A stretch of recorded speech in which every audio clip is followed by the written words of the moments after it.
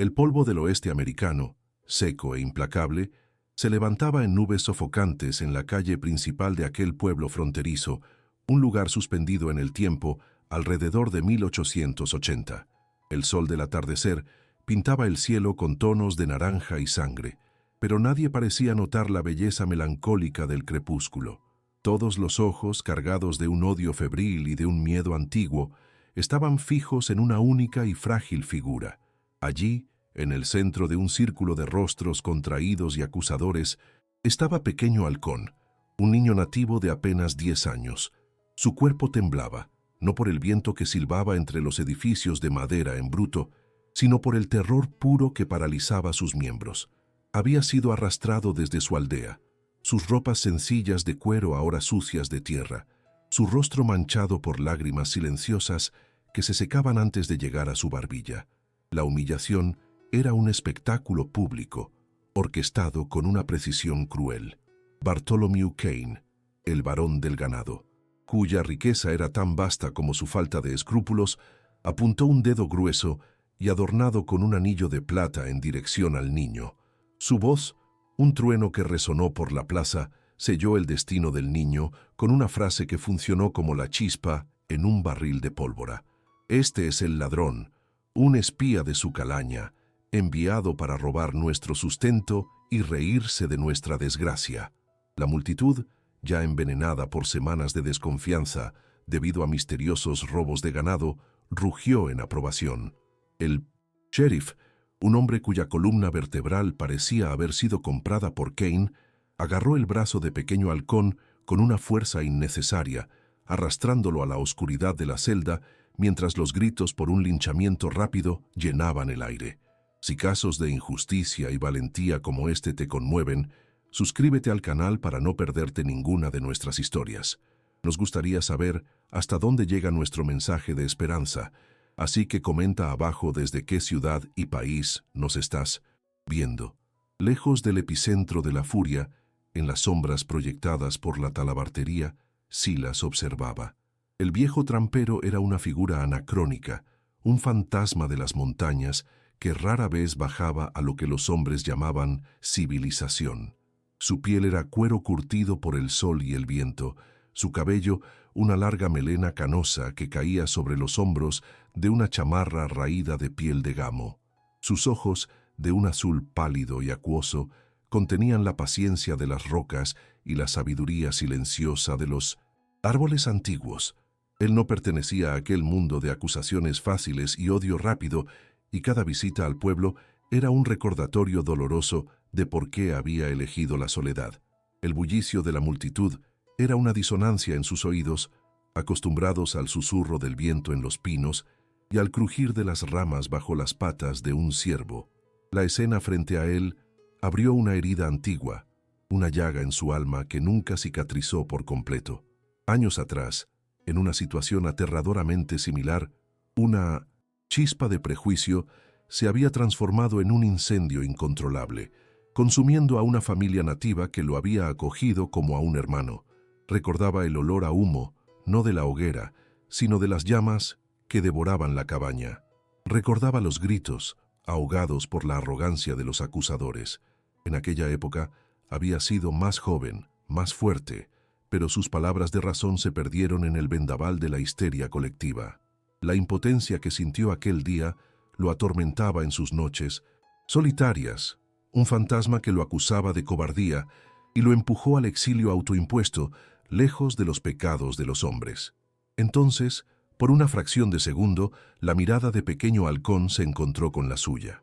En aquellos ojos oscuros y profundos, Silas no vio solo el miedo de un niño, sino el reflejo exacto del terror que había visto en los rostros de aquella familia perdida. Fue un golpe físico, un puñetazo en el estómago que lo dejó sin aire. El pasado y el presente chocaron con una fuerza devastadora, y entendió que el universo le estaba dando una segunda oportunidad, una ocasión terrible y no deseada de enfrentar a los mismos demonios. Huir de nuevo no sería solo una debilidad, sería la condena final de su alma. La aceptación de que él era el hombre que su fantasma interior siempre le dijo que era. Aquella mirada lo encadenó a ese momento, a esa plaza polvorienta. a ese deber. No actuó con ímpetu. El viejo trampero se movió con la deliberación de una fuerza de la naturaleza. Terminó de vender sus pieles, intercambiando pocas palabras con el comerciante, cuyos ojos también brillaban con la fiebre de la multitud. Cada gesto de Silas era lento, pesado, como si se moviera bajo el agua, pero bajo la calma exterior, una tormenta se formaba. No quería ser un héroe. El heroísmo pertenecía a los jóvenes y a los tontos. Solo quería silenciar los ecos del pasado, pagar una deuda que solo él conocía. Con el saco de provisiones al hombro, se dirigió no hacia las montañas que lo llamaban, sino hacia la oscuridad de la oficina del sheriff, cada paso un desafío a los fantasmas que caminaban a su lado. El interior de la oficina del sheriff apestaba a sudor, a whisky barato y al miedo metálico que se adhería a las paredes. En la única celda, Pequeño Halcón estaba acurrucado en el rincón más alejado, tratando de hacerse pequeño, invisible. La luz que entraba por los barrotes de la pequeña ventana dibujaba rayas en el polvo del suelo, aprisionándolo aún más. Silas se detuvo frente a las barras de hierro, su alta silueta bloqueando la poca luz que quedaba. No dijo nada durante un largo momento, permitiendo que el silencio se extendiera, un bálsamo en medio de los gritos que aún venían de afuera. Quería que el niño entendiera sin palabras que él no era como los otros, que su presencia allí no era una amenaza, sino quizás, solo quizás, una promesa. Con un movimiento lento, para no asustar al niño, Silas sacó una cantimplora de cuero de su cinturón. Desenroscó la tapa de madera y la extendió a través de los barrotes. El agua, para Silas, era la más sagrada de todas las cosas en aquellas tierras secas, un símbolo de vida y de verdad. Pequeño Halcón lo observó, sus ojos grandes y desconfiados, su cuerpo tenso como la cuerda de un arco. La vacilación duró una eternidad. Veía la mano callosa del viejo, las arrugas profundas en su rostro, y no veía la misma malicia de los otros. Finalmente, la sed venció al miedo.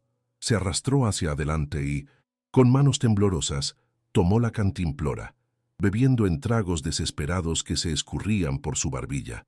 Mientras el niño bebía, Silas finalmente rompió el silencio.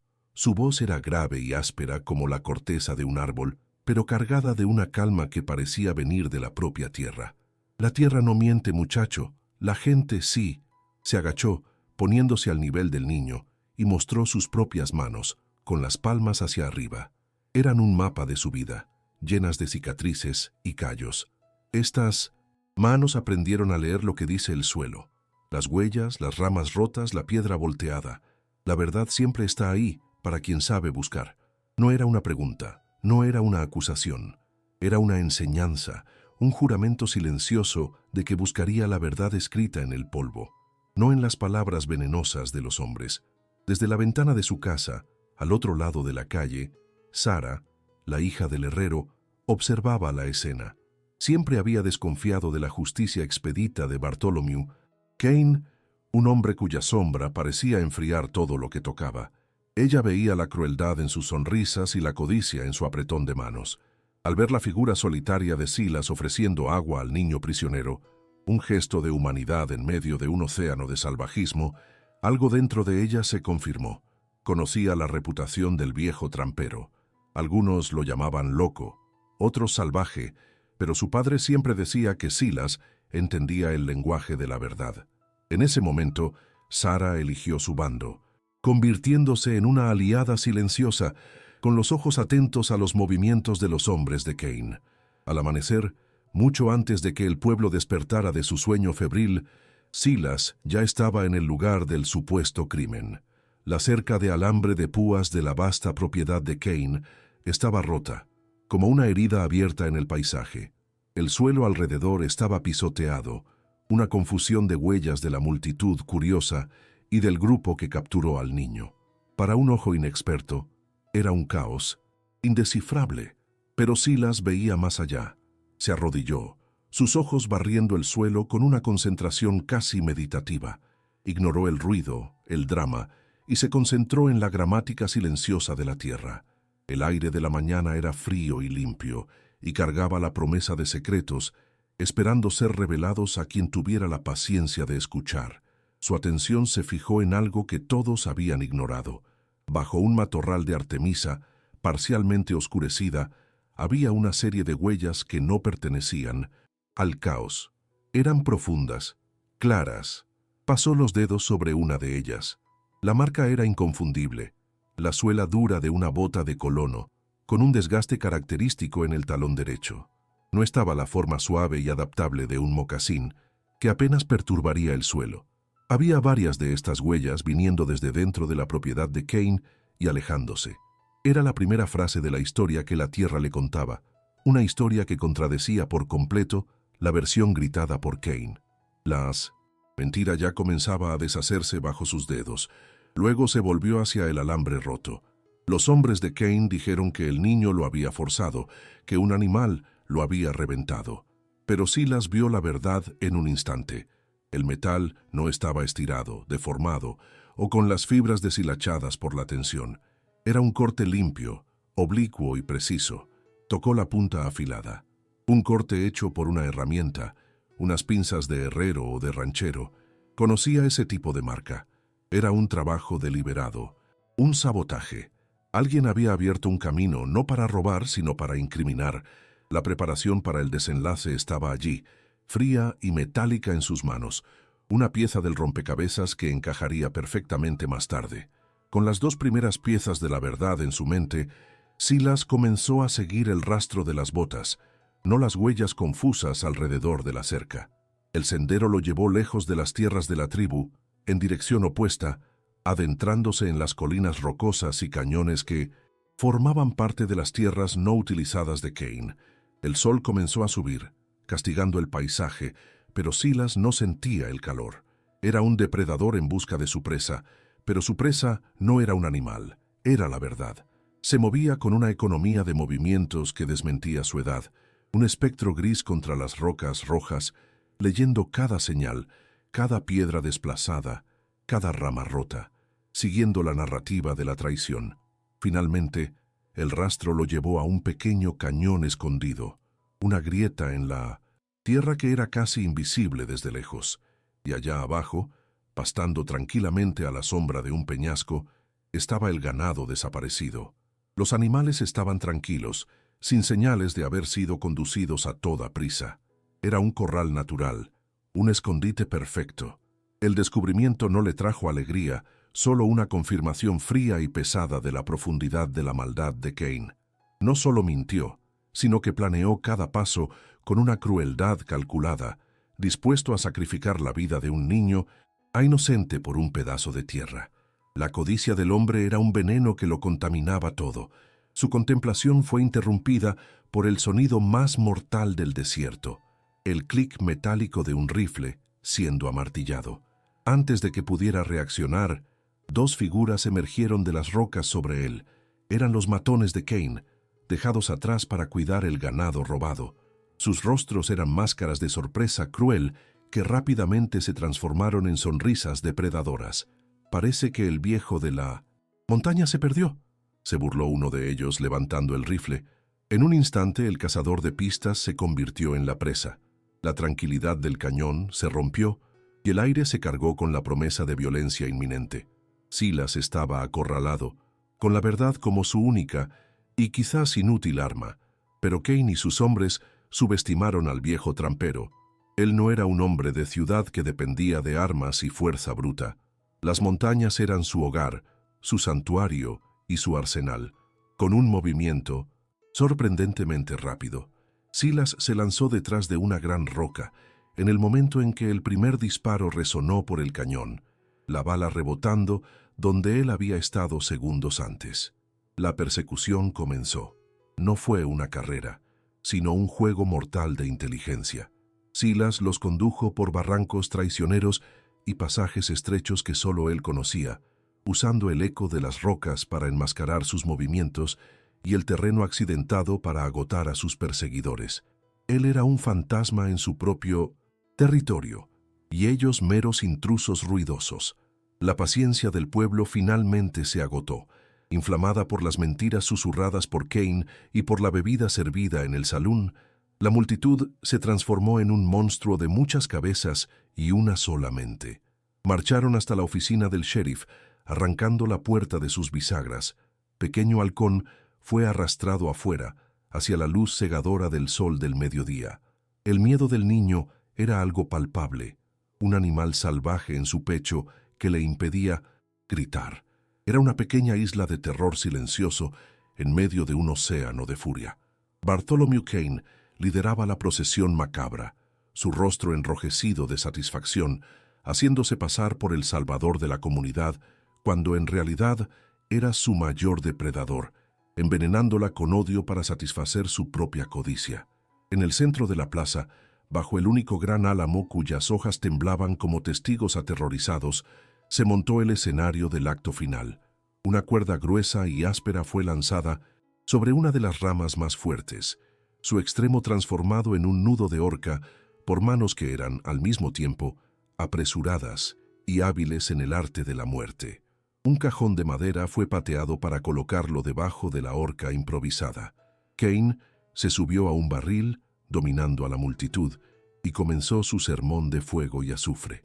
Habló sobre seguridad, sobre proteger a sus familias y su modo de vida contra los salvajes.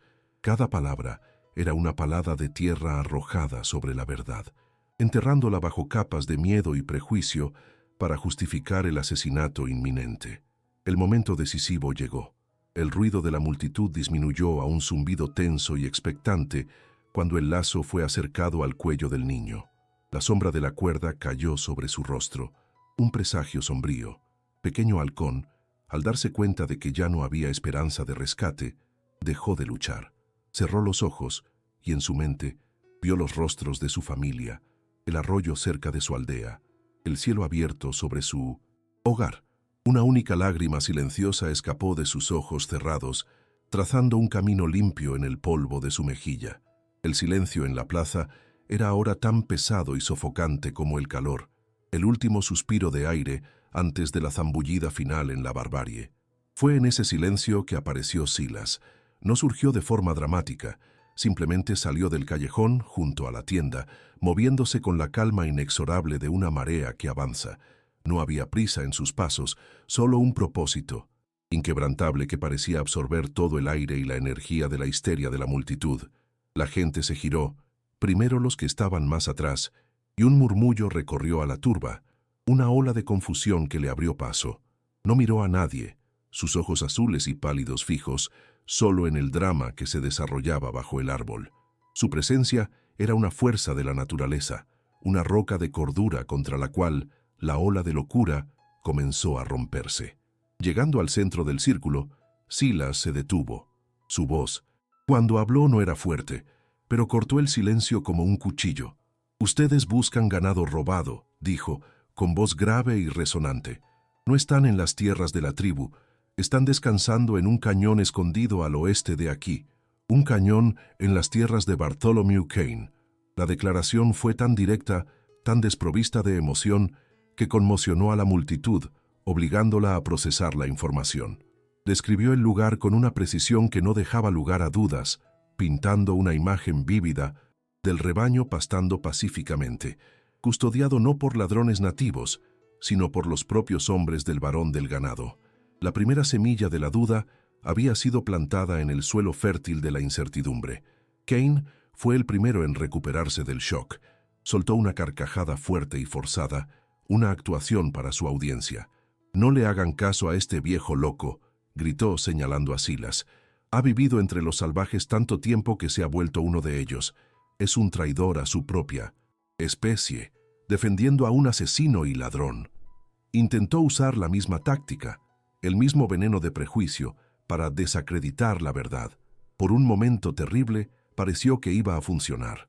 La multitud vaciló, sus rostros girando de Silas a Kane, atrapados entre la palabra del hombre más rico del pueblo y la del ermitaño de las montañas.